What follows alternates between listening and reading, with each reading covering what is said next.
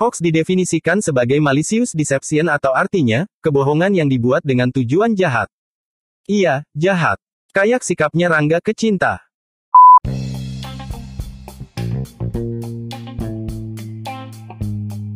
Halo, selamat datang di podcastnya Dr. Gigi Gaul. Kali ini, kita akan membahas mengenai hoax kesehatan dan pentingnya saring sebelum sharing.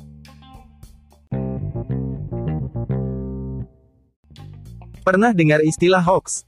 Tahu gak artinya apa? Menurut Kamus Besar Bahasa Indonesia, hoax itu artinya berita bohong atau tidak bersumber jelas. Dalam Kamus Oxford, hoax didefinisikan sebagai malicious deception, atau artinya kebohongan yang dibuat dengan tujuan jahat. Iya, jahat. Kayak sikapnya Rangga ke Cinta. Masih ingat soal sinar infrared dari alat pengukur suhu tubuh, yang katanya bisa merusak otak? Nah, itu salah satu bentuk hoax kesehatan.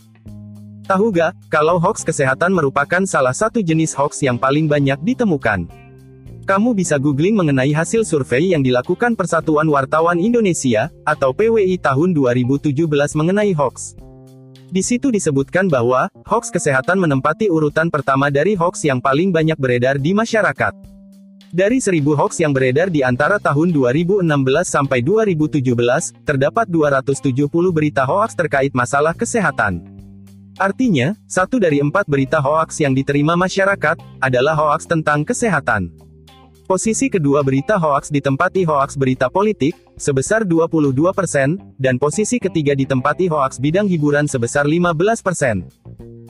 Hal menyedihkan terkait hoaks kesehatan adalah, klarifikasi dari tenaga kesehatan yang kompeten mengenai pelurusan hoaks kesehatan yang ada, penyebarannya tidak semasif penyebaran hoaks terkait.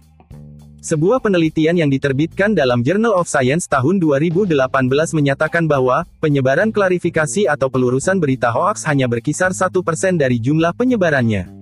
Maksudnya, kalau ada berita hoaks yang menyebar ke dalam kelompok berisi 10.000 orang, berita klarifikasinya hanya menyentuh 100 orang dari kelompok tersebut. Artinya ada 90% populasi yang berpotensi menganggap berita hoaks kesehatan sebagai sebuah kebenaran. Berbeda dengan hoaks berita politik yang berpotensi mengancam persatuan dan kesatuan bangsa, hoaks kesehatan berpotensi mengancam nyawa. Jadi kalau kamu menemukan berita hoaks yang memang sesuai dengan kapasitas ilmu yang kamu miliki atau kamu ketahui, usahakan untuk melakukan klarifikasi dan meluruskannya. Kalau tidak, minimal kamu tidak meneruskannya ke grup WhatsApp lainnya. Tapi, kalau dasar dari hoax yang kamu terima tidak berada di koridor keilmuan atau kompetensi kamu, coba lakukan langkah berikut untuk menghentikan penyebarannya. 1. Cari info lebih lengkap mengenai hoax yang ada berdasarkan keterangan yang ada di berita tersebut. Jika mengatasnamakan seseorang, cari kredibilitas orang tersebut di internet. Jika melibatkan institusi atau lembaga kesehatan tertentu, cari tahu apakah memang berita tersebut berada di halaman resmi institusi atau lembaga yang disebutkan.